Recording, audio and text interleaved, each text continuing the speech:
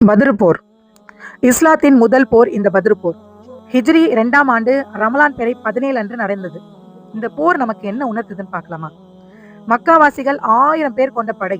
அவங்க கிட்ட சிறந்த ஆயுதங்கள், கருவிகள் எல்லாமே இருந்துச்சு. ஆனா மோமீன்களோ 70 முஹாஜிர்களும் 243 அன்சாரிகளும் மொத்தம் 313 பேர் தான் இருந்தாங்க. இருந்தாலும் மூமீன்கள் வெற்றி பெற்றார்கள். எப்படி? கொஞ்சம் சிந்திச்சு பாருங்க. அல்லாஹ் தனது திருமறையில் சொல்லி காட்டுகிறான், அல்லாஹ் உங்களுக்கு உதவி செய்வானானால் உங்களை வெல்பவர்கள் எவரும் இல்லை. எவ்வளவு சிறிய கூட்டத்தாரா இருந்தாலும், எவ்வளவு மிகப்பெரிய கூட்டம் வந்தாலும் இறைவனோட அனுமதி கொண்டா அதை வெற்றி கொள்ளலாம். இதுதான் இந்த போர் நம்மளை உணர்த்துது. மூமீன்கள் அல்லாஹ்விடத்தில் முழு நம்பிக்கை வைக்க வேண்டும்.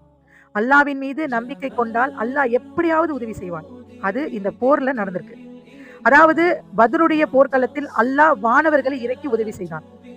அல்லாஹ் தனது திருமறையில் சொல்லி காட்டுகிறான், பத்ர் போரில் நீங்கள் மிகவும் சக்தி குறைந்தவர்களாக இருந்த போதும் அல்லாஹ் உங்களுக்கு உதவி புரிந்தான். ஆகவே நீங்கள் நன்றி செலுத்துவதற்கு அல்லாஹுக்கு அஞ்சி நடந்து கொள்ளுங்கள் அப்படின்னு அல்லாஹ் சொல்றான். சோ அல்லாஹ் உதவி செய்யணும்னு நினைச்சிட்டா அதை யாராலையும் தடுக்க முடியாது. அவங்க கிட்ட பெரிய பலம் இருக்கு, பெரிய ஆயுதங்கள் இருக்கு, அவங்க படைகளை பார்த்தா பயமா இருக்கு அப்படின்னு நம்ம நினைக்க கூடாது.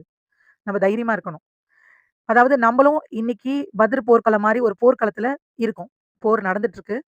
சோ யார பார்த்தும் அஞ்ச வேண்டிய அவசியம் இல்ல. அல்லாஹ்விடத்தில் நம்ம உதவி தேடும்போது, நமக்கு நீதமா கிடைக்க வேண்டிய அந்த நீதத்த, அந்த வெற்றிய அல்லாஹ் நமக்கு தேடி குடுப்பான். ஒவ்வொரு மூமின்களும் இறைவன் மீது முழு நம்பிக்கையோட துஆ கேட்போம்.